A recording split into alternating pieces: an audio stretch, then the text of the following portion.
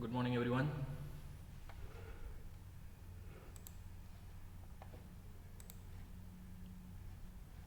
I hope this screen is visible. Okay. Yes, sir. So let us see the previous lecture. In the previous lecture, we have taken the problems related to the unit load method for the rigid jointed frame. I hope you understood about the unit load method for the frame. Okay, so we are not taking the further examples for the frames. Today we will start the unit load method for the truss. If you have any doubt regarding the rigid jointed frame for the unit load, then please you can ask. Okay, so we will start for the trusses, that is unit load method for the pin jointed frame.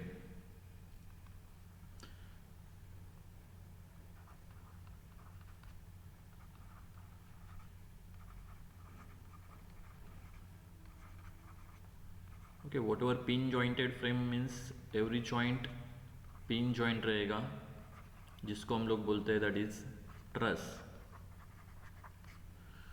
तो जैसे हम लोगों ने frame में deflection find out किया था या फिर डिस्प्लेसमेंट हम लोग बोल सकते हैं, similarly we can find out the deflection in the trusses by using the unit load method. The steps are same, that is we have to draw the first capital M diagram. तो यहाँ पे moment तो नहीं आती है because जब हम लोग ट्रस की बात करते हैं तो truss it is nothing but the structure in which every member subjected to axial forces only. तो यहाँ पर हम लोग बात करेंगे तो डिफ्लेक्शन जो रहेगा it will depend, that is हम लोगों ने यूनिट लोड मेथड स्टडी किया था पहले से. So we can find out displacement will be nothing but summation of capital P into, इसको मैं स्मॉल यू नाम देता हूँ, P u L divided by A E. Okay, that is P is nothing but force generated due to the external load, whereas small u is nothing but force in the member generated to the unit load, and the L is nothing but length of the member divided by area, cross sectional area multiplied by elastic modulus. इसमें भी हम लोग same strain energy का ही principal use करते हैं. सो derivation इतना important नहीं है तो डायरेक्टली हम लोग इसको फॉर्मूले से ही लिख लेते हैं. ओके, तो वॉट एवर यहाँ पे देखो समेशन करना पड़ रहा है because we can do the integration, because यहाँ पे हम लोग मोमेंट नहीं निकालते. We can determine the axial force in each member. तो यहाँ पे हम लोग रोटेशन कभी फाइंड आउट नहीं कर सकते because rotation in the truss will be always zero. Rotation allowed ही नहीं है यहाँ पे, इसीलिए हम लोग वहाँ पे पिन जॉइंट देते हैं because there is no need to restrict the rotation. तो वॉट एवर यहाँ पे जो स्टेप्स रहेंगे, देखो मैं यहाँ पे स्टेप्स लिख देता हूँ for the unit load method. That is step number 1. What ever ये फॉर्मूले में जो रहेगा वही हम लोग यहाँ पे फाइंड आउट करने वाले हैं. तो स्टेप नंबर 1 में हम लोग क्या कर लेते हैं, that is we will draw the capital P diagram. जैसे हम लोगों ने फ्रेम में कैपिटल एम डायग्राम बनाया था, यहाँ पे हम लोग कैपिटल पी डायग्राम बनाएंगे. सो कैपिटल पी डायग्राम मतलब क्या रहेगा, that is let us consider one example. That is यहाँ पे मैं एक फ्रेम कंसिडर कर लेता हूँ, that is pin jointed frame which is nothing but truss. ध्यान में रखना unit load method it is applicable to only determinate structure. तो वॉट एवर जो फ्रेम रहेगी वो भी अपने को डिटर्मिनेट ही चाहिए. सो इसके ऊपर जो एक्सटर्नल लोडिंग रहेगी ऑब्वियसली इट इज ट्रस, तो external loading it will be on the joints only. तो कुछ भी यहाँ पे लोड रह सकता है, इट में बी 100 या 50 मैं एज्यूम कर लेता हूँ. So due to these external forces, what are the internal forces generated in the member? Okay, due to the external forces, okay only. तो वो हम लोग find out करेंगे inside the member by using any method. There are two methods, that is joint method, जो अभी तुम लोगों ने सीखा रहेगा recently. Then we can use the section method. We also have the graphical method. तो graphical method हम लोग अभी नहीं सीखते because वो आपको आएगा नेक्स्ट सेमेस्टर में. तो ये तीनों मेथड में से कौन सा भी मेथड अगर हम लोग यूज़ करेंगे तो we can find out the internal forces of the truss, that is nothing but axial forces. तो इसमें हम लोग टेंशन या फिर कंप्रेशन दोनों में से एक पॉजिटिव पकड़ेंगे and then we will find out it. तो देखो यहाँ पे हम लोग नॉर्मली स्टेप्स रहेंगे, अंदर स्टेप्स हम लोग लिख सकते हैं. That is first determine reaction. Obviously if you want to analyse it we have to determine the reactions. So we can find out the reactions. due to external forces, due to external forces. Second one, we can analyze the truss, analyze truss to find internal forces, to find internal axial forces due to external loading, due to external loading only.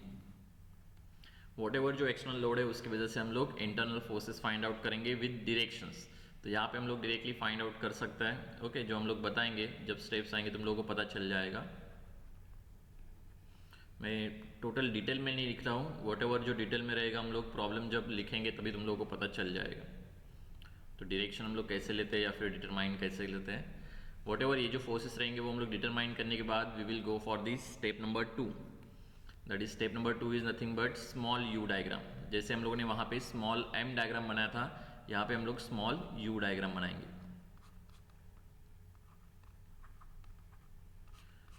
Small m diagram किससे related था? It is related to the unit load.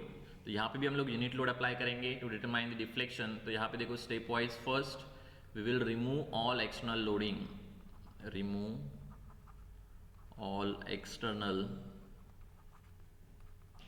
loading. Whatever after removing the external loading we will apply the unit load, apply unit load. यहाँ पे हम लोग unit moment कभी नहीं apply करेंगे because यहाँ पे रोटेशन नहीं आएगा. We will only apply the unit load in the direction of deflection, in the direction of deflection, and then we will analyze total truss, analyze by determining the reactions and then the internal forces. Analyze truss for unit load only. Analyse मतलब क्या? What ever internal forces जो रहेंगे वो हम लोग find out करेंगे. तो देखो यहाँ पे भी अगर एग्जांपल लेना है तो वही सेम एग्जांपल हम लोग यहाँ पे रिपीट करेंगे जो प्रीवियस डायग्राम में दिया था. Same diagram with the same dimensions and the cross sectional area. We will draw the diagram and then we will remove all the external loading and we will find out the internal forces due to the unit load. So let us assume कि इस point के ऊपर अपने को यहाँ पे अपने को अगर displacement या फिर deflection बोल सकते हो, deflection find out करना है तो we will apply the unit load in that direction. So due to this unit load only we will find out the all internal forces. Okay, there may be need कि यहाँ पे तुम लोगों को reactions निकालना है कि नहीं निकालना है वो तुम लोगों का call है, because some point ऐसे भी आएंगे जहाँ पे तुम लोगों को reaction निकालने की ज़रूरत भी ना पड़े. So अपना reaction निकालना it is not the priority. अपना जो main priority है it is to find out the internal forces of this frame. So after getting this, the last step will be, that is our step number 3. जैसे आपका frame में ही था वैसे ही हम लोग करेंगे. That is step number 3 will be your table, जिसमें हम लोग कैलकुलेशन के लिए जो रिक्वायर्ड डेटा है वो हम लोग यहाँ पे लिखेंगे. दैट इज टेबल के लिए देखो यहाँ पे कौन कौन सा डेटा तुम लोग को रिक्वायर्ड है. It will be taken from this formula. A का वैल्यू जो रहता है वो मोस्टली गिवन नहीं दिया रहता है, तो इसीलिए हम लोग इसको कॉन्स्टेंट कंसिडर करते हैं. PUL लेंथ अपने को दिया रहेगा. Obviously length of each member we can determine. तो यहाँ पे लेंथ भी अपने को दिया रहेगा. P and U we can find out by applying the P and small U diagram. So जो तुम लोगों का टेबल जो रहेगा उसमें देखो हम लोगों को पहला जो कॉलम आएगा it is nothing but member, और we can say part. So for that member we should know the length. So second column will be length. Third column it is nothing but capital P value, that is nothing but force generated inside the member due to the external load. And next one that is small u value, that is force, internal force generated due to the unit load. And the last one we can find out the PUL. अगर AE का value अगर varying है तो यहाँ पे अपने को AE का वैल्यू भी लिखना पड़ेगा, otherwise there is no need to write the AE value. So after getting this table for each member के लिए अपने को समेशन ही चाहिए PUL का, तो इसलिए हर एक मेंबर का यहाँ पे PUL हम लोग निकालेंगे. इफ ए ई कॉन्स्टेंट, तो डायरेक्टली हम लोग यहाँ पे summation of P u L यहाँ पे ही कर सकते हैं। दैट इज लास्ट जो अपने को वैल्यू मिलेगा यहाँ से हम लोग फाइंड आउट करेंगे। That is delta will be equals to summation of P u L divided by A E. Whatever जो अपने को डिफ्लेक्शन मिलेगा it is in metre, because whatever values जो रहेंगे वो हम लोग किलोन्यूटन मीटर में ही ले रहे हैं। So we can convert this value into the mm by multiplying it with 10⁻³ okay.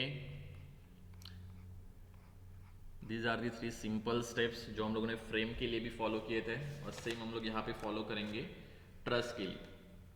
So let us take one of the example, one by one हम लोग सिंपल एग्जांपल से स्टार्ट करते हैं, और डायरेक्टली हम लोगों ने एग्जाम का एक क्वेश्चन ले लिया तो भी चलेगा। अभी तुम लोगों ने ऑलरेडी स्टडी किया हुआ है joint method and section method. So let us take, मैं यहाँ पे थोड़ा सा तुम लोगों को शॉर्टकट में उसको लेके जाऊँगा। So just try to understand कि हम लोग कैसे फाइंड आउट करते हैं और कैसे उसका इंटरनल फोर्सेस निकाल लेते हैं। Let us write down the example, that is determine the horizontal deflection at A, determine horizontal deflection at point A of a truss shown in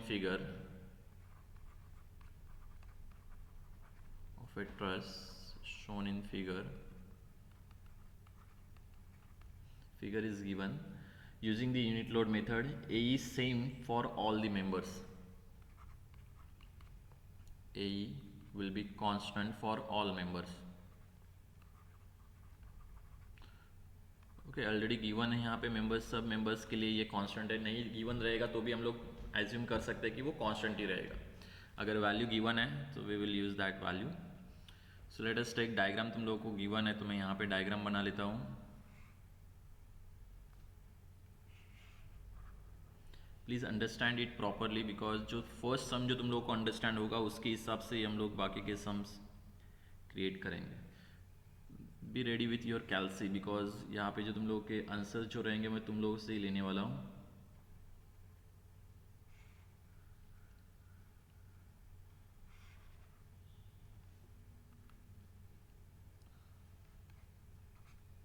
The first support is hinge, the second one it is roller one. The frame is given, this is point A, B, C, D, and this is one, it is last E. The dimensions are given, that is DE will be 4 meter, then AE will be 2 meter, then total height will be 2 meter.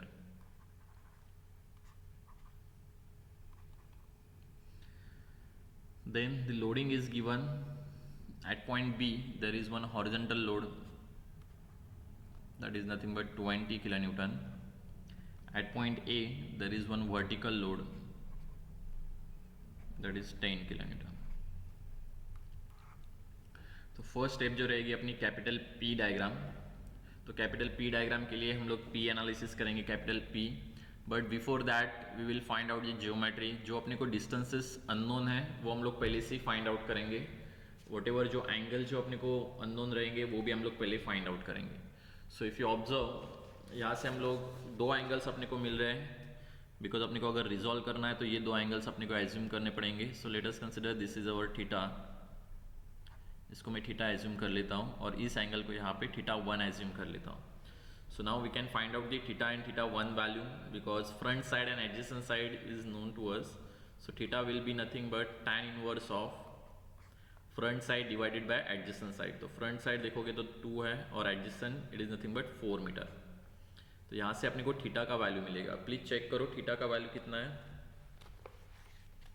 26.56 26.56। Similarly theta 1 का value भी हम लोग निकाल सकते हैं, that will be tan inverse of front side, I think it is 2 metre and adjacent side is 2 metre. तो tan inverse of 1 45,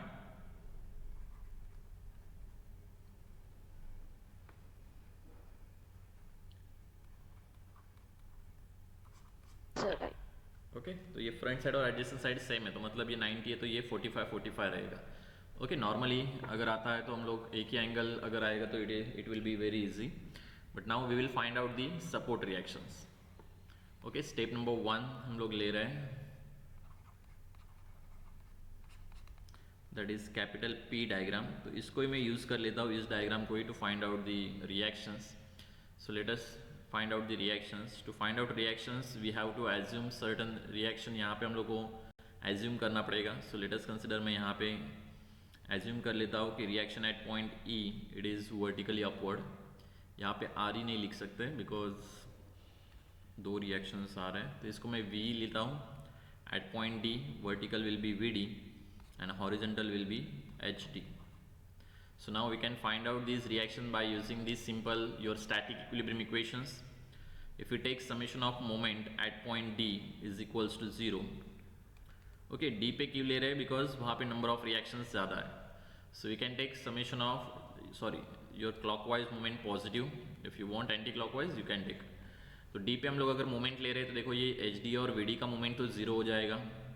we can simply start with this 20 देखो horizontal load है, तो हॉरिजॉन्टल लोड है मतलब अपने को कौन सा डिस्टेंस कंसिडर करना पड़ेगा, वर्टिकल डिस्टेंस। परपेंडिकुलर डिस्टेंस मतलब वर्टिकल, तो ये 20 का लाइन ऑफ एक्शन ये है, तो यहाँ पे वर्टिकल डिस्टेंस कितना है 2 metre. So we can directly take 2 × 20, clockwise बन रहा है इसलिए उसको मैं पॉजिटिव ले लेता हूँ। सेकेंड हम लोग लेंगे तो VE it is vertical load, तो डिस्टेंस जो रहेगा इट इज़ हॉरिजॉन्टल। तो ये वर्टिकल ये 4 मीटर है यहाँ पे हॉरिजॉन्टल डिस्टेंस, और ये VE एक्टिंग वर्टिकली अपवर्ड। तो अब अगर हम लोग D के ऊपर मूवमेंट लेते हैं तो it will form anti clockwise movement, तो इसके लिए इसको हम लोग लिख सकते हैं that is negative VE multiply by your distance is 4 metre. Next one एक और फोर्स है यहाँ पे 10 किलोन्यूटन का, 10 kilonewton it is also acting in vertical direction, तो अपने को हॉरिजॉन्टल डिस्टेंस लेना पड़ेगा। तो D से हॉरिजॉन्टल डिस्टेंस देखो यहाँ पे 4 metre plus 2 metre that is 6 metre. तो 6 मल्टीप्लाई बाय 10, और D पे मूवमेंट ले रहे हैं तो ये डाउनवर्ड है, मतलब ये डाउनवर्ड से ऐसे बनेगा तो it will be in clockwise direction. So we can take this is positive 10 multiply by 6 that should be equals to 0। So now if you solve this equation we will get the value of VE. I hope अगर VE negative है उस side जाके positive हो जाएगा। So VE का value अगर तुम लोग ऑब्जर्व करोगे तो it is 25। Please check it whether it is right और रॉन्ग।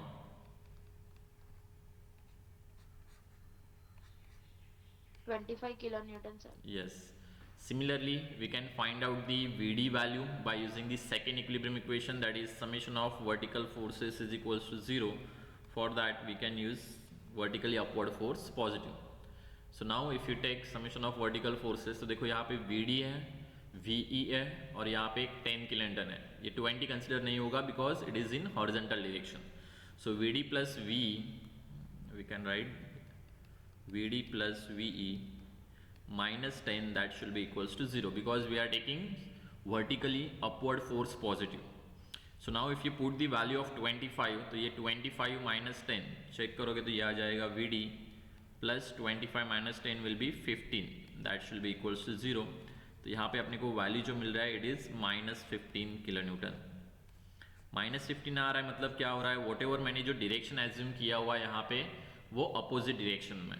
तो इफ़ यू वांट हम लोग यहाँ पे करेक्शन कर सकते हैं डायरेक्टली, दैट इज ये डाउनवर्ड रहेगा 15 किलोन्यूटन। V का वैल्यू भी हम लोगों ने निकाला हुआ है दैट इज 25 किलोन्यूटन, और HD का वैल्यू हम लोग डायरेक्टली ऑब्जर्व कर सकते हैं that is 20 kilonewton towards the right है, और कोई रिएक्शन नहीं है उसको बैलेंस करने के लिए। सो 20 will be balance by this HD, तो ये टुवर्ड्स द राइट है तो ये आ जाएगा towards the left that is 20 kilonewton. Now हम लोग 1 by 1 जाएंगे स्टेप्स। देखो यहाँ पे मैं अभी नेक्स्ट पेज के ऊपर ही ले लेता हूँ for the capital P diagram. So let us draw this diagram return. पूरे इसके लिए हम लोग एक ही पेज यूज करेंगे।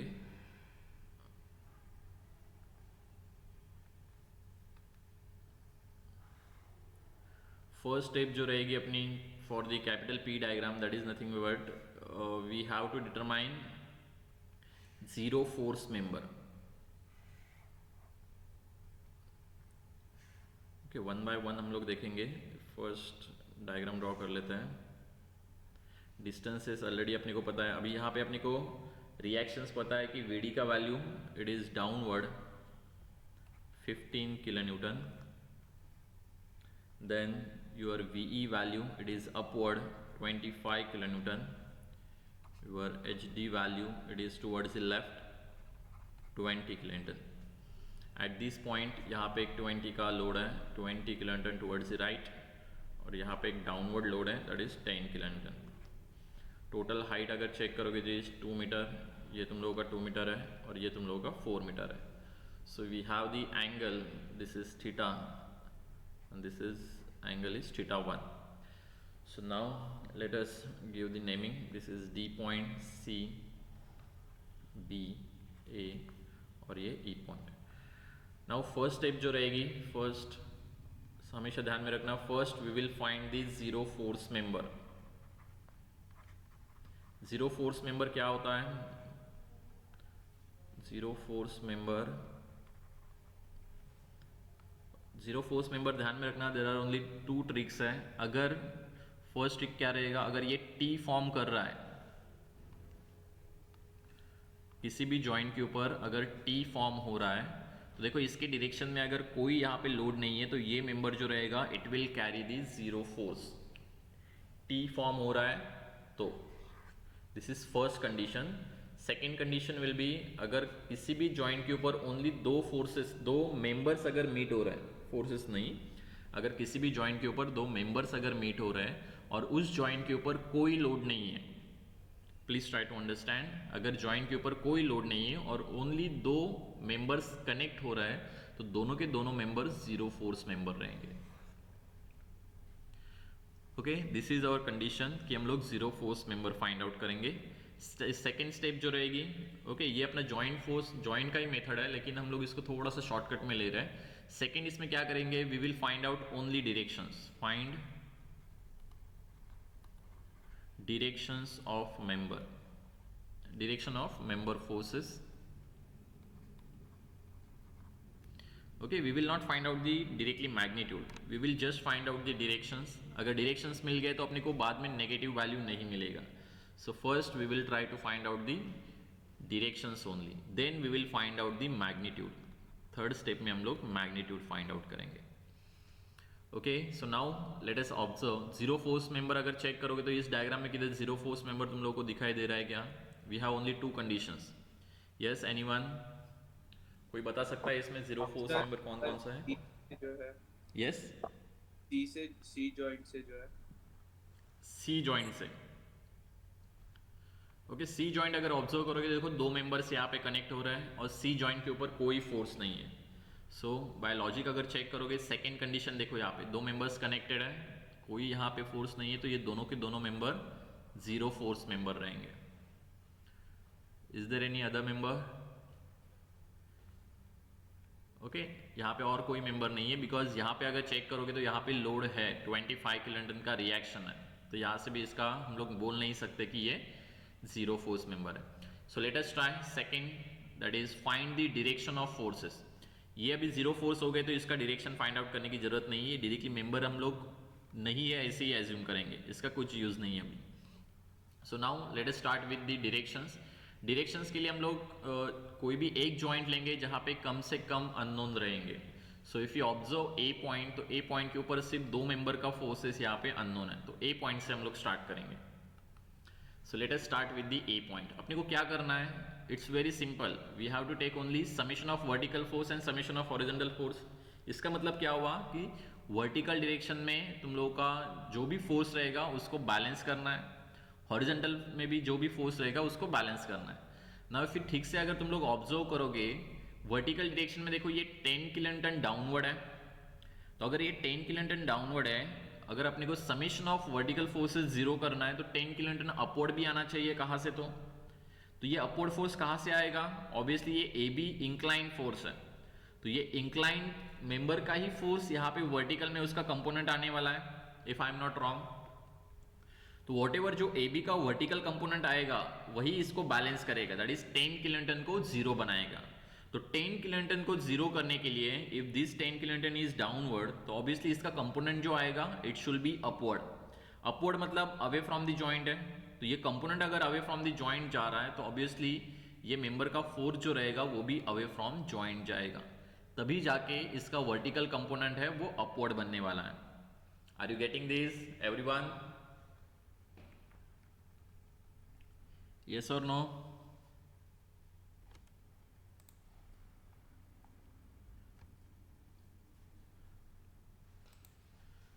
ओके देखो अभी ये अगर ये अवे फ्रॉम द जॉइंट जा रहा है, जब मैं मेंबर का अगर इक्विलिब्रियम लूंगा तो ऑब्वियसली दूसरे जॉइंट के ऊपर अपोजिट डायरेक्शन में फोर्स आएगा, तो ये टूवर्ड्स ये अभी अप साइड में जा रहा है तो ऑब्वियसली ये भी आएगा तुम लोगों का अवे फ्रॉम जॉइंट बी, तभी जाके ये मेंबर के लिए बैलेंसिंग हो जाएगा। तो ये पूरे मेंबर का एक फोर्स का अपने को डायरेक्शन मिल गया। सिमिलरली ए जॉइंट पे अगर तुम लोग ऑब्जर्व करोगे तो हॉरिजॉन्टल डायरेक्शन में देखो कोई लोड नहीं है, लेकिन ये जो कंपोनेंट है ये तुम लोग का जो इंक्लाइन फोर्स है, ए से जो इंक्लाइन फोर्स निकलेगा उसका हॉरिजॉन्टल कंपोनेंट आने वाला है। सो if you observe the horizontal component of this force तो उसका horizontal component towards the left रहेगा। चेक करोगे ना, ये अवे फ्रॉम द जॉइंट है तो हॉरिजॉन्टल में भी ड्रॉ करोगे तो ये अवे फ्रॉम द जॉइंट रहेगा। तो अगर ये टुवर्ड्स द लेफ्ट है तो उसको अगर जीरो बनाना है तो ऑब्वियसली इसी मेंबर का फोर्स अपने को हेल्प करेगा to make this force zero. तो अगर ये फोर्स का कंपोनेंट टुवर्ड्स द लेफ्ट है तो जीरो बनाने के लिए अपना जो अननोन फोर्स है वो टुवर्ड्स द राइट आएगा, तभी जाके दोनों का समेशन क्या होगा, जीरो। ओके बिकॉज ये जो फोर्स है वही हॉरिजॉन्टल में आने वाला है, तो हॉरिजॉन्टल में आएगा मतलब वो एक्स्ट्रा फोर्स हो गया जो वहां पे कुछ ना कुछ तो वैल्यू क्रिएट करेगा, तो वो टुवर्ड्स द लेफ्ट है। तो इसका फोर्स का अगर तुम लोग का ये कंपोनेंट टुवर्ड्स द लेफ्ट है तो उसको अगर जीरो बनाना है तो यही मेंबर अपने को हेल्प करने वाला है, तो ऑब्वियसली ये रहेगा टुवर्ड्स द राइट, तभी जाके दोनों का समेशन जीरो हो जाएगा। अगर ये towards the right from one and है तो दूसरे एंड के क्या ऊपर क्या रहेगा, टुवर्ड्स द लेफ्ट, तभी जाके summation of forces for the member zero हो जाएगा। ई जॉइंट के ऊपर जाओगे तो देखो ये टुवर्ड्स द लेफ्ट है तो ऑब्वियसली ये रहेगा टुवर्ड्स द राइट, तभी जाके तुम लोगों का समेशन जीरो हो जाएगा। ये 25 टुवर्ड्स द अपवर्ड है तो ऑब्वियसली इस मेंबर का जो फोर्स रहेगा वो डाउनवर्ड रहेगा, तभी जाके ये 25 यहाँ पे रिप्लेस हो जाएगा। अगर ये डाउनवर्ड है तो ऑब्वियसली ये रहेगा अपवर्ड, तो ये मेंबर का जॉइंट तुम लोग को मेंबर का इक्विलिब्रियम हो गया। यहाँ पे भी चेक करोगे ई जॉइंट के ऊपर ये टुवर्ड्स द राइट है तो यहाँ पे क्या हो जाएगा, टुवर्ड्स द लेफ्ट, तभी जाके ये मेंबर का इक्विलिब्रियम सेटिस्फाई करेगा। Now we can consider the D point और बी पॉइंट, दोनों में से एक इक्विलिब्रियम कंसिडर कर सकते हैं, लेकिन if you observe B point के ऊपर देखो 1 2 3 4 यहाँ पे मेंबर्स हैं, और यहाँ पे देखो यहाँ पे तुम लोग के अननोन फोर्सेस का जो मेंबर्स है दैट इज 1 2 3 3 है, और यहाँ पे चेक करोगे तो यहाँ पे 2 ही है, दिस इज पॉइंट और ये सिर्फ, क्यों, बिकॉज ये तो जीरो है और ये अपने को नोन है ऑलरेडी, तो इसलिए हम लोग डी पॉइंट यहाँ पे कंसिडर करेंगे because number of unknown forces D के ऊपर कम है। सो डी पे कंसिडर करेंगे। So now if you observe summation of horizontal forces already 20 towards the left है और ये जो फोर्स आया है वो भी टुवर्ड्स द लेफ्ट है, तो इसको अगर summation of horizontal forces zero करना है तो अपने को टुवर्ड्स द राइट वाला फोर्स कहाँ से तो आएगा, तो अपने को ऑब्वियसली यहाँ पे एक इंक्लाइन फोर्स है तो उसका ये हॉरिजॉन्टल कंपोनेंट यहाँ पे आने वाला है, so we can consider it is towards the right, और टुवर्ड्स द राइट होने के लिए ये अवे फ्रॉम द डी रहेगा। ये एक लॉजिक हम लोग यूज कर सकते हैं। Otherwise we can take the summation of forces in the vertical direction. Vertical में चेक करोगे ये 15 किलोन्यूटन डाउनवर्ड है, तो ये 15 डाउनवर्ड है तो इसका कंपोनेंट क्या होना चाहिए, अपवर्ड होना चाहिए, और अपवर्ड होने के लिए ये away from the point D रहेगा, तभी जाके ये अपवर्ड रहेगा। So it depends on you, horizontal में ले लो या फिर वर्टिकल में ले लो, जहाँ पे तुम लोग को नंबर ऑफ अननोन 1 ही रहेगा उसी डायरेक्शन में तुम लोग को ये डायरेक्शन मिलने वाला है। अब ये towards the away from the D है तो ये रहेगा टुवर्ड्स डी बोल सकते हो या फिर अवे फ्रॉम दी बी बोल सकते हो। Now if you observe total frame में से अपने को डायरेक्शन सबके मिल गए हैं। Are you getting this? इससे क्या होता है, अगर तुम लोग को एक बार अगर डायरेक्शन मिल गए तो वो डायरेक्शन चेंज नहीं होने वाला है, तो obviously there is no need to take the negative values. तुम लोग का जो इक्वेशन बनता है जॉइंट इक्विलिब्रियम का उसमें तुम लोग का नेगेटिव वैल्यू आएगा ही नहीं, और इसमें तुम लोग को ऐसे नीड नहीं है कि तुम लोग का कैलकुलेशन लिखना, इट इज़ नॉट इम्पॉर्टेंट। जब मैं यूनिट लोड मेथड की बात करता हूँ तो यहाँ पे कैलकुलेशन लिखने की ज़रूरत नहीं है, और सबसे ज़्यादा ये कभी भी स्टार्ट करने का जहाँ पे कम से कम फोर्सेस रहेंगे या फिर कम से कम अननोन फोर्सेस रहेंगे उसी पॉइंट से स्टार्ट करो. There is no need to go for the B point or we can say D point, because जहाँ पे नंबर ऑफ अननोन ज़्यादा रहेंगे वहाँ पे जाने की ज़रूरत नहीं है. We can directly solve the other members और we can consider the other joints to solve the forces. Now one by one हम लोग कैलकुलेशन करेंगे. We have the value of theta 1 and we have the value of theta. Previous problem में हम लोगों ने calculate किया था. Theta is nothing but 26.56. We can write here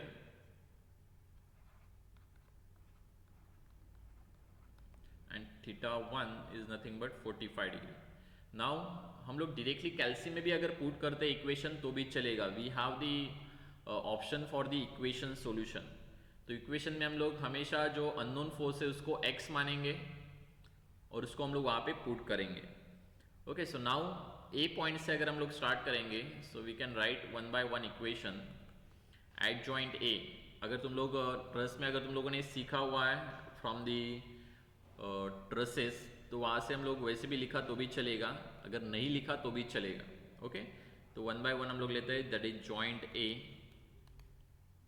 joint A पे स्टार्ट करोगे तो समेशन ऑफ वर्टिकल फोर्सेस करोगे तो देखो यहाँ पे ये 10 किलोन्यूटन डाउनवर्ड है. So we can take upward force positive, -10 हो गया. अपवर्ड में चेक करोगे तो this is P A B. तो पी ए बी ये आ जाएगा तुम लोगों का sine theta. Why sine theta? Because तुम लोगों का ये थीटा का जो नजदीक वाला जो कंपोनेंट है इट इज कॉस थीटा रहेगा और अवे फ्रॉम द थीटा का जो रहेगा इट इज साइन थीटा रहेगा. So we can directly write P A B that is plus P A B sine theta. That should be equals to 0. सो अभी अगर ये इक्वेशन सॉल्व करते हो तो तुम लोगों को यहाँ पे पी ए बी का वैल्यू मिलेगा. That P A B is nothing but your 10 divided by sine theta. तो I think it is equals to, check करो वैल्यू पी ए बी का 14.14 आ रहा है क्या?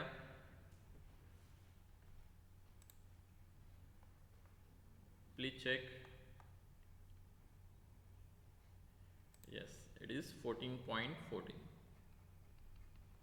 देखो यहाँ पे क्या हो रहा है, तुम लोगों का जो पी ए बी का वैल्यू है वो नेगेटिव आएगा ही नहीं, बिकॉज डायरेक्शन एक्चुअल डायरेक्शन अपने को पहले से ही पता चल गया है. तो कोई भी वैल्यू तुम लोगों का नेगेटिव नहीं आएगा. So there is no confusion regarding this. तो यहाँ पे कुछ कन्फ्यूजन नहीं होगा तुम लोग को 10 बार डायरेक्शन चेंज करो या फिर कुछ भी करो. तो इसीलिए हम लोग पहले क्या करेंगे, we will find out the directions first. Similarly joint A पे अगर मैं यहाँ पे हॉरिजॉन्टल में इक्विलिब्रियम लूंगा तो P A B cos theta will be balance by this force. तो we can simply write, directly हम लोग लिख सकते हैं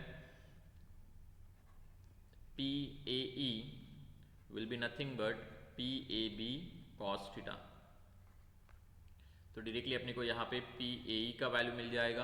P A B that is 14.14 है. तो कैल्सी में वैसे ही आंसर है तुम लोग के पास, सिर्फ उसको मल्टीप्लाई करो कॉस थीटा से.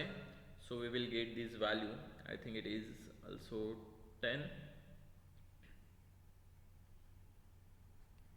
10 किलोन्यूटन. ओके, तो वन बाय वन हम लोग डायरेक्टली कैल्शियम में निकाल सकते हैं. Please put this values directly. This is 14.14.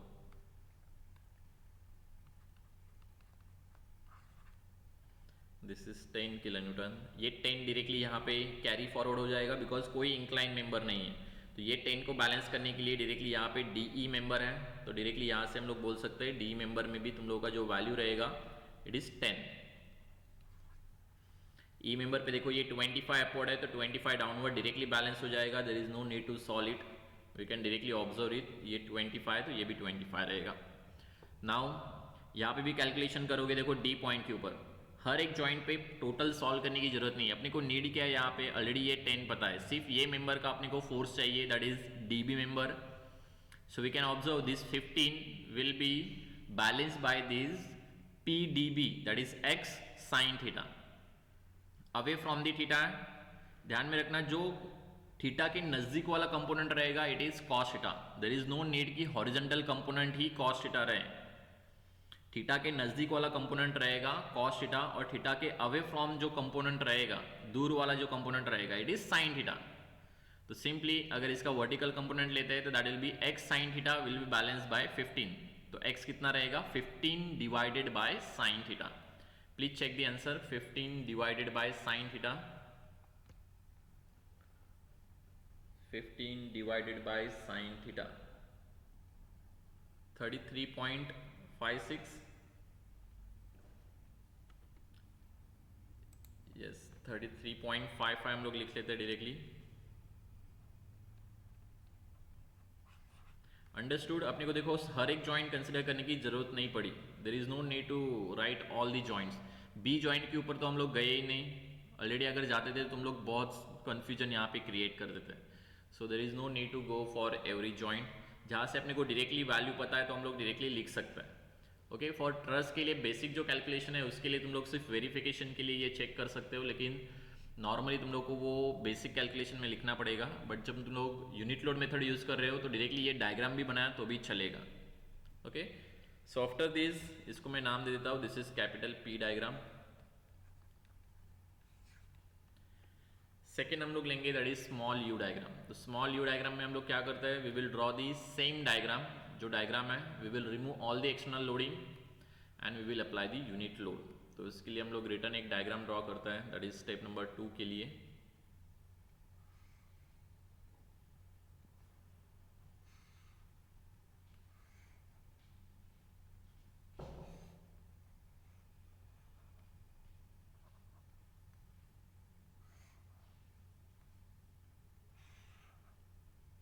Support reactions यहाँ पे चेंज नहीं होंगे. वॉट एवर सपोर्ट रिएक्शंस मतलब वैल्यू यहाँ पे सपोर्ट वाला जो तुम लोगों का पार्ट है, सपोर्ट्स तुम लोगों के यहाँ पे हिंज है तो हिंज ही रहेगा, रोलर है तो रोलर ही रहेगा.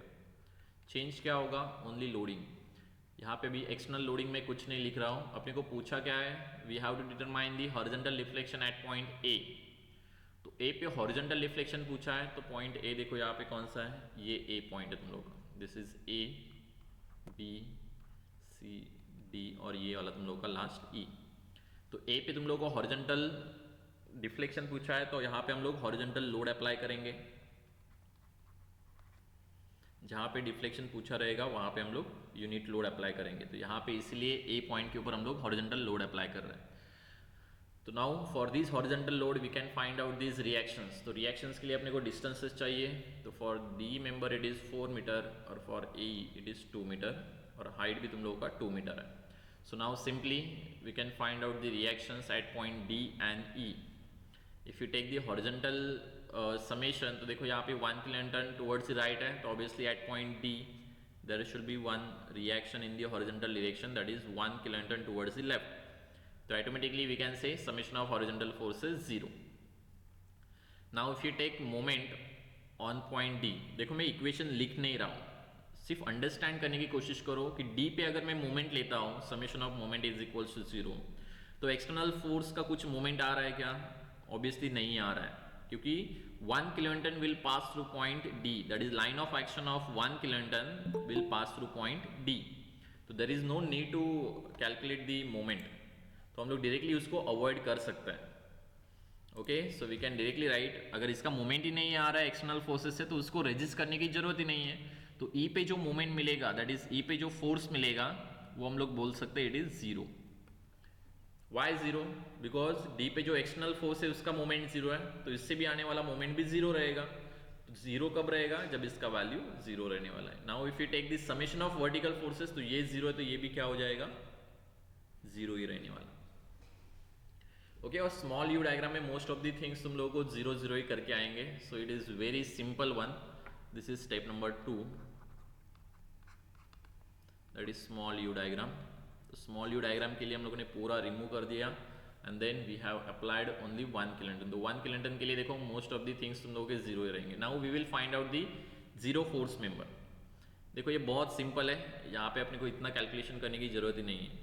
फर्स्ट थिंग क्या थी, एनालिसिस करने से पहले we will find out the 0 force member. तो 0 फोर्स मेंबर देखो यहाँ पे सी पॉइंट के ऊपर कोई लोड नहीं है, 2 मेंबर्स मीट हो रहे हैं. So we can say C B and C D member will carry the 0 force. Now second one, E point के ऊपर चेक करोगे तो ई पॉइंट देखो यहाँ पे ये 0 फोर्स है, मतलब इसका रहने का कुछ मतलब ही नहीं है. ये टी फॉर्म कर रहा है यहाँ पे ई पॉइंट के ऊपर. तो टी फॉर्म के लिए जो रहेगा थर्ड मेंबर वो 0 फोर्स मेंबर कैरी करेगा बिकॉज यहाँ पे कोई लोड नहीं है. One more thing, at point B, B पे देखो ये मेंबर चला गया, ये मेंबर भी चला गया, ये दोनों मेंबर्स नहीं है, मतलब यहाँ पे सिर्फ दो मेंबर कनेक्टेड है, दैट इज बी डी और B A.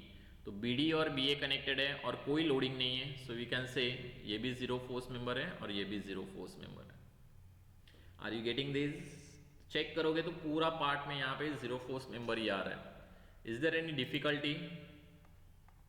Please check. Small you diagram बहुत सिंपल रहेगा, मोस्ट ऑफ दी तुम लोग के मेंबर फोर्सेस जो रहेंगे वो जीरो फोर्सेस ही रहेंगे।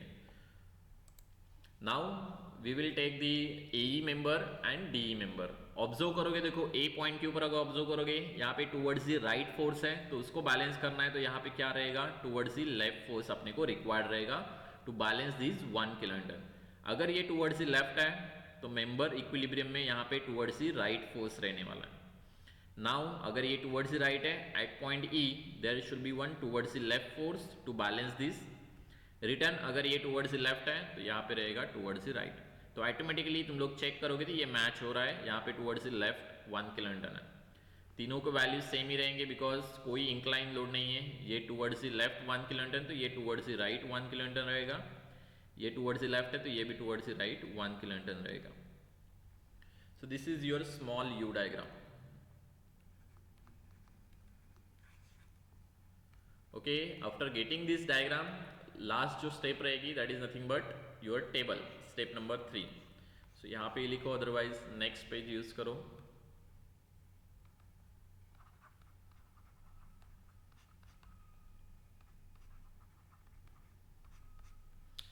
लेटेस्ट वेट कि तुम लोगों का जो फोर्सेस है वो हम लोगों ने यहाँ पे साइन कन्वेंशन तुम लोगों को एक ठीक से कंसिडर करना पड़ेगा। That is we will consider tensile force positive. Take tension positive, ठीक है। सिर्फ यूनिट लोड मेथड के लिए हम लोग टेंशन पॉजिटिव लेते हैं, नॉर्मली अभी तक हम लोग सिर्फ कंप्रेशन पॉजिटिव लेते थे। चेक करोगे तो late us draw first your table, that is first step will be, that is first column will B member, then second one that is length, then capital P small u and the last one that is PUL as AE constant है हर एक member के लिए, तो directly निकाला तो भी चलेगा। So now we can simply draw the members, that is BC CD DE। तुम लोगों के ऊपर है, जैसे रीड करना है वैसे करो। मोस्ट ऑफ द टाइम देखो ऐसे रीड करोगे क्लॉकवाइज में, तुम लोग को लिखने के लिए भी अच्छा रहेगा। That is first one CD, then CB, AB, then AE and then DE। Okay, वो तुम लोगों के ऊपर है, अगर सिंप्लीफाई करके तुम लोग लिखोगे तो it is very easy. First one that is CD member, then next one that is BC member, then AB member, then AE, then DE, and the last one that is diagonal, that is BD, and one vertical that is BE। Then after that देखो length अपने को calculate करना पड़ेगा ये by using the Pythagoras theorem. If you use the Pythagoras theorem the BD length will be equals to under root of 2 square plus 4 square. तो दोनों का calculation करो। आई थिंक BD के लिए जो लेंथ आता है I think it is 4.472 metre. Okay, ये लेंथ है। सिमिलरली AB के लिए भी हम लोग यूज करेंगे Pythagoras theorem, that is AB will be equals to under root of length of the AB will be equals to under root of, देखो adjacent दोनों साइड लेना पड़ेगा अपने को 2 और 2, तो ये 2 स्क्वायर प्लस 2 स्क्वायर, तो दोनों का अंडर रूट करेंगे तो अपने को वैल्यू आता है 2.282, sorry 2.828।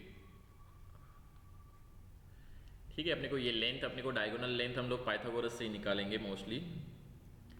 Then we can put this value in this, that is CD will be your 2 metre. यहाँ से ऑब्जर्व कर सकते हो, देखो यहाँ से चेक करोगे this is 2 4 then 2.828 2 4 2.828 then return 2 meter, then return 4 meter. Okay, यहाँ से 2 meter, then 4 meter, then 4.472 and this 2 meter.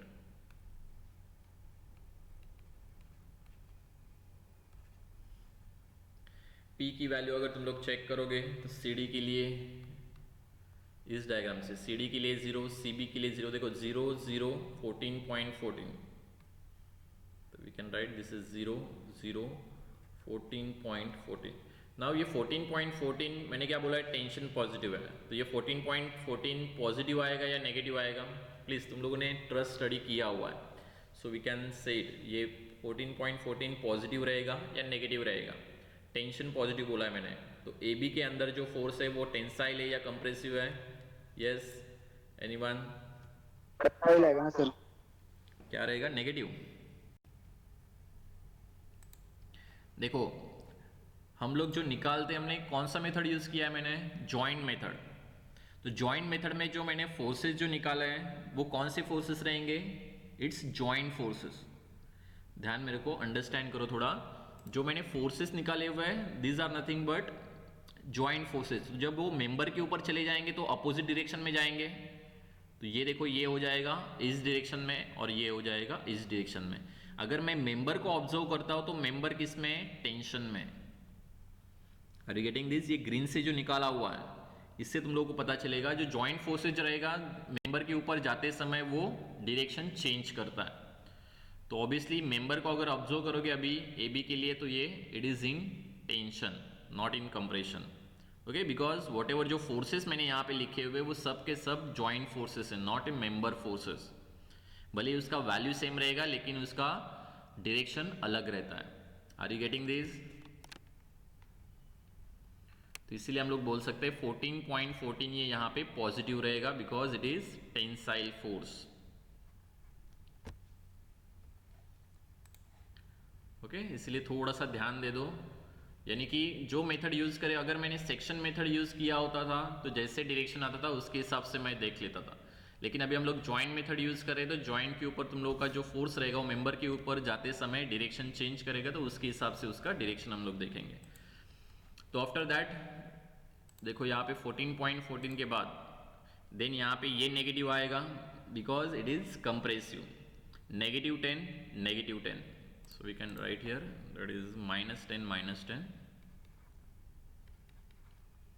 then last one ये आएगा यहाँ पे देखो positive 33.55 and this is -25.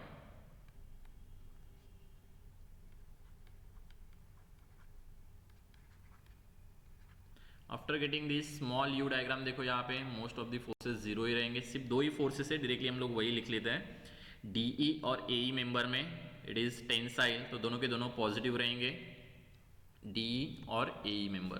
तो चेक करो यहाँ पे एई मेंबर यहाँ पे एक 1 रहेगा और डीई मेंबर यहाँ पे एक 1 रहेगा, बाकी का सब हम लोग लिख सकते हैं इट इज 0।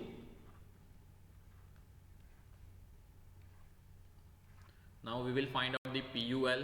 देखो most of the values zero ही रहेंगे टेबल में भी, बिकॉज U से मल्टीप्लाई होने वाली जो जीरो यहाँ पे वैल्यूज है वो सब हम लोग यहाँ पे जीरो लिख देंगे, सो इट इज 0। नाउ बचा यहाँ पे सिर्फ ये दो ही, दैट इज AE और DE मेंबर यहाँ पे बचता है, सो 2 × 10 × 1 दैट इज -20, ये भी 4 × 10 दैट इज -40।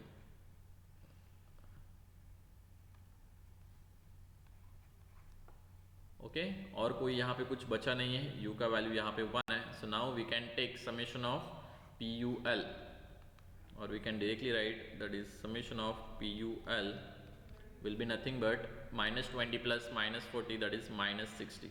बट अपने को क्या निकालना है? That is delta, that delta is nothing but your summation of PUL divided by AE। AE का वैल्यू कांस्टेंट है लेकिन ये फिर भी यहाँ पे लिखना पड़ेगा, तो समेशन अपने पास है that is -60 divided by AE, ये जो वैल्यू आएगा it is in metre. So if you want we can convert it into the mm, so we can say that is delta will be equals to 60,000 divided by AE, okay, ये ए का value जो रहेगा वो kilo Newton metre में put करने के बाद what ever value मिलेगा उसको हम लोग 10⁻³ से मल्टीप्लाई करेंगे। ये तुम लोग का नेगेटिव साइन है। नेगेटिव साइन मतलब क्या इंडिकेट कर रहा है, वॉट एवर जो हम लोगों ने डायरेक्शन एज्यूम किया है डिस्प्लेसमेंट का। देखो ए पे मैंने टुवर्ड्स द राइट यहाँ पे फोर्स अप्लाई किया हुआ है, मतलब टुवर्ड्स द राइट तुम लोगों का डिफ्लेक्शन नहीं आ रहा है बिकॉज नेगेटिव वैल्यू है इसलिए। सो इसके रिवर्स आएगा value, that is towards the left. So we can write here the direction, this is in mm, towards the left.